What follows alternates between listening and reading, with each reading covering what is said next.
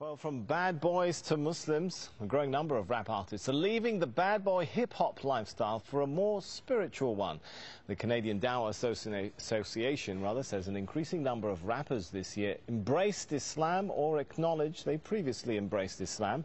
Among the names, Busta Rhymes, Loon, Napoleon, Castro and Raekwon. Well, Amir Junaid Muhaddith, better known by his stage name Loon, is one artist hoping to change the lyrics and message of rap following his own religious conversion. Loon was part of P. Diddy's Bad Boy Records. He accepted Islam in 2008 on a tour in Dubai. He joins me now from Saudi Arabia, where he's just finished performing an Umrah or minor religious pilgrimage. Thanks so much for joining us. You kind of look a little bit different to me today than how we've been seeing you in those pop videos. Is Loon still in there somewhere? Nah, Loon is working his way out of my system, you know.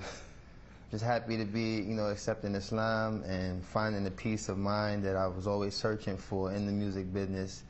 And it was very difficult to find this place in my life now, but thanks to Islam, I've been able to, complete my search, and now I'm very much at peace.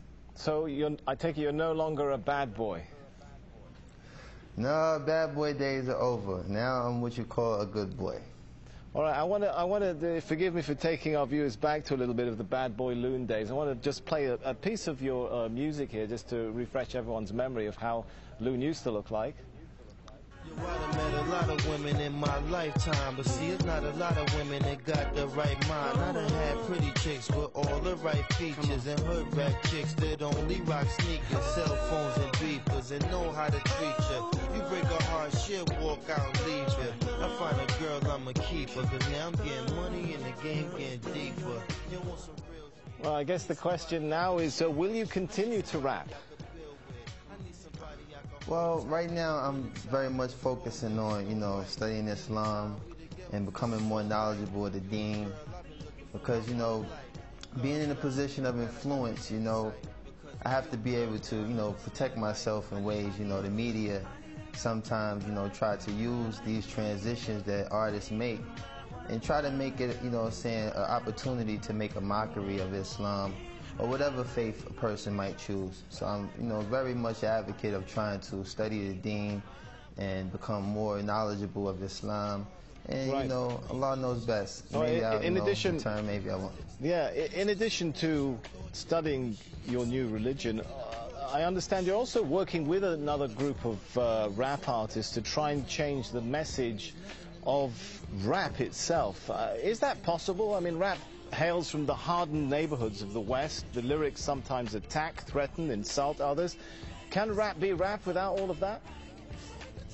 Well, that's something I think all of us as artists who, accepted Islam are struggling with, because it's a very, very fine line, With me, I actually really love the music, but it's the lifestyle that's really the bad influence, The music sometimes can be geared towards things that influence people to do positive things, but the actual, part that deters people from, practicing their faith or concentrating on positive things is really the lifestyle. All right, I've got to ask you this one now. I want you to give us the first post-Islamic conversion rap of Loon live here in Al Jazeera.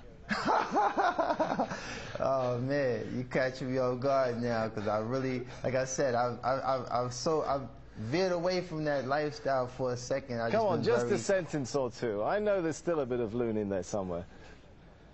I don't know. I mean, for the most part, let me see.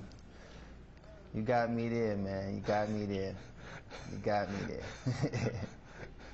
All right, well, I'll give you a minute to think about that. Maybe we'll come back to it. But yeah, we'll come back to that. Rap was, seen in many parts of the world, particularly this part of the world, as a really Western cultural product, a threat to local cultures. Could it become something of an instrument for introducing Eastern culture back to the West, if many of you guys are adopting Islam? Well, what I think is the most, the mass audience that we reach as artists, particularly in the club. So to, have people in the club actually reciting ayats or things that, pertain to Islam will kind of, give the wrong impression. I think that, you know, spoken word is something I've been focusing on, trying to, you know, make a transformation to doing spoken word, because I do have the lyrical ability to establish a lot of strong things that make Islam so beautiful.